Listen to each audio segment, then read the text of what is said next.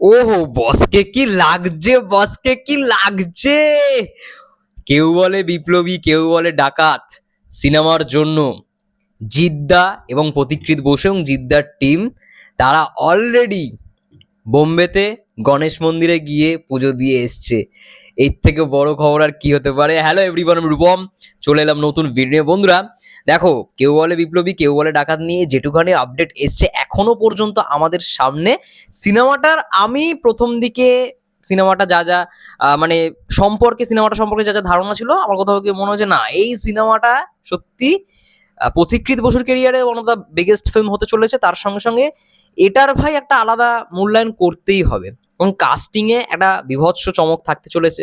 তার সঙ্গে সঙ্গে মানে যেরকমভাবে প্রিপারেশনটা চলছে সিনেমাটার জন্য, যে প্রি প্রোডাকশনটা চলছে, সেটা মারাত্মক লেভেলের। মানে লার্জ স্কেলে সিনেমাটাকে যেরকমভাবে দেখানো হবে জিদ্দার কেরিয়ারে, আমি বলতে পারি এটাও একটা অসুরের থেকেও ভালো সিনেমা হতে চলেছে। অসুর তো মানে আমি তো বলবো যে পারফরমেন্সের দিক থেকে জিদ্দার কেরিয়ারের বেস্ট সিনেমা, ঠিক আছে। আমার কোথাও গিয়ে মনে হয় ক্রান্তিতেও জিদ্দা বেস্ট পারফরমেন্স দিয়েছে, মানে অভিনেতা জিতকে আমি যদি বলি, বা খাকি দি বেঙ্গল চ্যাপ্টার ওয়েব সিরিজে নেটফ্লিক্সে যা ক্যালমা দেখিয়েছে, আবারও আমরা জিদ্দাকে সেই অভিনেতা জিতকে আমরা পেতে চলেছি। অনন্ত সিংহের বায়োপিক, এবং এটার জন্য যেরকমভাবে প্রস্তুতি নেওয়াটা দরকার, যে প্রিপারেশন নেওয়াটা দরকার, মানে জোর কদমে কিন্তু সেই জিনিসটা চলছে, অনবরত চলে যাচ্ছে। দেখো, আমি কিন্তু বেশি খুব একটা এই সিনেমাটার আপডেট ভিতরের খবর আমি জানি না, যেটুখানি সামনে আসছে বিভিন্ন পত্রিকায় আমি সেইগুলোই কিন্তু তোমাদের সঙ্গে শেয়ার করছি। এবার টোটা রায়চৌধুরীর যেই বিষয়টা আমি আগের দিন কথা বলেছিলাম, ওটা কিন্তু একদম অফিসিয়ালি প্রদীপ নন্দী মুভিজের যে প্রডিউসার, তিনিই বলে দিয়েছেন। যেদিন আর কি নন্দী মুভিজের অফিস আর কি খোলা হয়েছিল, সেদিনই কিন্তু টোটা রায়চৌধুরী এসেছিল এবং সেখানে মিডিয়াদের সামনে বলে দিচ্ছে যে কেউ বলে বিপ্লবী, কেউ বলে ডাকাতে কিন্তু টোটা রায়চৌধুরী থাকছে এবং তার সঙ্গে আমরা এখন আজকে কথা বলবো। তো এটা কিন্তু একটা বিগেস্ট ব্যাপার, মানে বড় একটা অ্যাচিভমেন্ট কোথাও গিয়ে। কারণ আমি মনে করি যে মানে টোটা স্যার মানে বাংলা ইন্ডাস্ট্রি তো এতদিন ধরে কাজ করেছে, যেই ভালোবাসা যে সুনামটা পেয়েছে, বলিউডে গিয়েও সেম টু সেম সেই জিনিসটা পেয়েছে, বা তার থেকে বেশি পেয়েছে। লাস্ট কাজ তার এলো স্পেশাল অপস 2.0, সেখানেও ভালো শুনলাম নাকি তাকে ইউজ করা হয়েছে ভালো রকমভাবে। আমি যদিও এখনো দেখার সময় পাইনি, বাট মানে টোটা রায় চৌধুরী, যিশু সেনগুপ্ত যেরকম ভাবে মানে বাংলা ইন্ডাস্ট্রির নাম কি বলবো, মানে সবার সামনে এনেছে, বলিউডে কি কাজ করে, সাউথে কি কাজ করে, মানে অ্যামেজিং, ঠিক আছে। তো টোটার স্যার দারুণ একজন অভিনেতা, সে এবার ফর দ্য ফার্স্ট টাইম জিদ্দার সঙ্গে কাজ করবে। আমরা আগে দেখেছি জিদ্দা যখন ওই একটা শো করতো বিগ বস কালার্স বাংলায়, তখন কিন্তু টোটাদা এবং জিদ্দাকে একসঙ্গে আমরা দেখেছিলাম ওই শোতে, বা আগেও মানে অনেক হয়তো প্রিমিয়ারে জিদ্দার সঙ্গে টোটা রায় চৌধুরীর একটা মানে ইন্টারাকশন হয়েছে প্রিয়া সিনেমাতে, অনেক ফটোও সেগুলো রয়েছে। বাট সিনেমায় কিন্তু এখনো পর্যন্ত কেউ দেখেনি জিদ্দা এবং টোটা রায়চৌধুরীকে একসঙ্গে। ফর দ্য ফার্স্ট টাইম টোটা রায়চৌধুরী কোনো একজন ব্রিটিশ পুলিশ অফিসার না, কোনো একজন পুলিশ অফিসারের ক্যারেক্টারই প্লে করতে চলেছে। আমি আগের দিন নামটাও বলেছিলাম, তো সেই ভূমিকায় থাকতে চলেছে। এবং জিদ্দা মানে টোটা রায়চৌধুরী যে ফেস অফটা ভাই, দেখার মতো। এটা প্রেজেন্টেশনটা ভালো হতে হবে, সত্যি কথা বলতে প্রেজেন্টেশনটা সত্যি সেই রকমের, সেই লেভেলের হতে হবে, না হলে তো ভাল লাগবে না। এবং পথিকৃৎ বসু, আমি সত্যি কথা বলতে লাস্ট যে কটা সিনেমা এসছে, সে হয়তো ভালো গল্প লিখেছে বা তার টিম ওয়ার্কটা খুব ভালো, কিন্তু সিনেমাগুলোর একটাও কিন্তু হ্যাভক কালেকশন করতে পারেনি। দাবারু মানে উইন্ডোজ থেকে যেটা এসেছিল, এটা মোটামুটি একটা কালেকশন দিয়েছিল। শাস্ত্রী, তারপরে শ্রীমান ভার্সেস শ্রীমতী, মিঠুন চক্রবর্তীকে নিয়ে সিনেমা, বাট সেই রকম কিন্তু আমি দেখলাম না কালেকশন করেছে।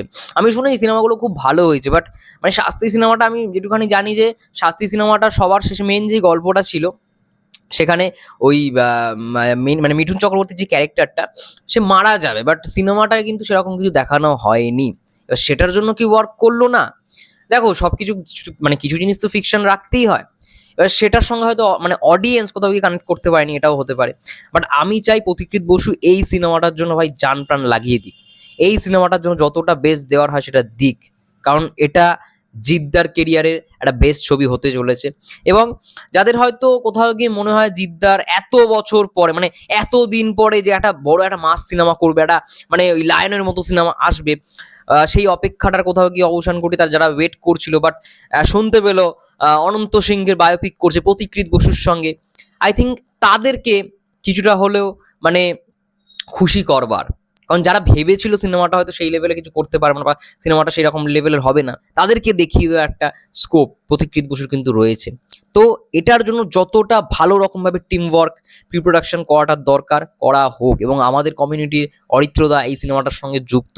আমি একটাই কথা বলতে চাই, অরিত্রদা চেঙ্গিজের সময় যা করেছে, বা জিদ্দার অনেক সিনেমা নিয়ে, শুধুমাত্র জিদ্দা না, দেবদার অনেক সিনেমা নিয়ে হ্যাঁ নেগেটিভ রিভিউ দিয়েছে, ঠিক আছে, খারাপ রিভিউ দিয়েছে, বাট জিদ্দার সঙ্গে কাজ করার সুযোগ কিন্তু সে পেয়েছে ফর দ্য ফার্স্ট টাইম।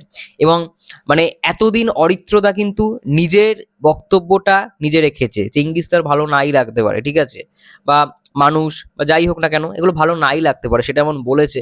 তো এবার ভালো কি করে করাতে হয় জিদ্দাকে দিয়ে, সেটার কিন্তু চান্স পেয়েছে অরিত্রদা।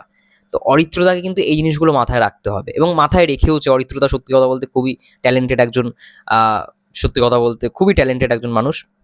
তো সেই অনুযায়ী এই জিনিসপত্রগুলো আই থিঙ্ক ঠিকঠাক থাকবে। এবং প্রতিকৃত বসুর ডিরেকশনে আমার প্রথম দিকে যেই ছবিগুলো, ফিদার যদি কথা বলি, টোটাল দাদাকে যদি কথা বলি, রিমেক হলেও কিন্তু সিনেমাগুলো আমার এখনও খুব ভালো লাগে, যখন টিভিতে দেয় বা আমি মাঝে মাঝেই দেখি, আমার কিন্তু ব্যাপক লাগে। ওই কমার্শিয়াল ছবিগুলো আমি দেখতে খুব মানে পছন্দ করি ওই লেভেলের। বাট আমি কখনোই প্রতিকৃত বসুর একটা মানে দাবারু অবশ্যই ভালো একটা ছবি হয়েছে, সেই ছবিটায় যে ইন্টারেস্টটা, দাবারু তো আমার হয়েছিল, ইন্টারেস্ট জেগেছিল, বাট শ্রীমান ভার্সেস শ্রীনাথ মানে শ্রীমতীর যখন আমি ট্রেলার দেখেছিলাম সেটাও ভালো লেগেছিল, বাট সেই জিনিসটা, সেই রেসপন্সটা আমি কোথাও গিয়ে পাইনি, একটা কিছু ত্রুটি রয়েই গেছে। কাছের মানুষ মোটামুটি লেগেছে, পুরো ভালো বলতে পারবো না। তো সেই জায়গায় কমার্শিয়াল ছবিগুলো কিন্তু প্রতিকৃত বসু দারুণ বানিয়েছিল সেই সময়, মানে এইচডিএফ এর সঙ্গে যেই এইচডিএফ এর ব্যানারে যে ছবিগুলো করেছিল, বিশেষ করে টোটাল দাদাগিরি আমার তো দারুণ লেগেছে। ফিদা অনেকগুলো তখন ছবি করেছিল, বনিকে নিয়ে একটা ছবি করেছিল, কে তুমি নন্দিনী, আই থিঙ্ক ওটাও বেশ ভালো ছিল। তো সেই প্রতিকৃত বসু কিন্তু এখন আর মানে সেই জায়গাটা কোথাও গিয়ে ক্রিয়েট করতে পারছে না। তো আমি চাই জিদ্দার মাধ্যমে যেন সেই জায়গাটা হোক, ঠিক আছে, কেউ বলে বিপ্লবী, কেউ বলে ডাকাত, বড় স্কেলের ছবি ভালো রকমভাবে বানানো হোক, তাহলেই ভাই একটা সেই লেভেলের ক্রেজ হবে। ঠিক আছে, যাই হোক, অনেকে অনেক আশা নিয়ে বসে আছে, কাউকে নিরাশ না করলেই হলো, এটাই বলবো। এবং বোম্বেতে এই দেখতেই পাচ্ছ প্রতিকৃত বসু এবং জিদ্দা অলরেডি ওই গণেশ মন্দিরে পুজো দিয়ে এসছে, এবং যে ক্যাপশনটা প্রতিকৃত বসু লিখেছে, একদন্তায় বক্রতুণ্ডায় শ্রী গণেশা ধিমহি, ঠিক আছে, তো এটা দিয়েছে আজকেই আই থিঙ্ক পুজো দিয়ে এসছে, কেউ বলে বিপ্লবী, কেউ বলে ডাকাতের জন্য। দেখা যাক, ছবিটার খুব শীঘ্রই শুটিং তো শুরু হবে দুর্গাপুজোর পর থেকে, কি হয়। ঝাড়খণ্ডেও কিছুটা পোর্শন শ্যুট হবে, কলকাতাতেও শ্যুট হবে, এবং বড় অ্যাকশন সিকোয়েন্সও থাকতে চলেছে। যাই হোক, তোমাদের কি মন্তব্য অবশ্যই কমেন্ট করে জানাও। ততক্ষণের জন্য সবাই ভালো থেকো, সুস্থ থেকো, টেক কেয়ার।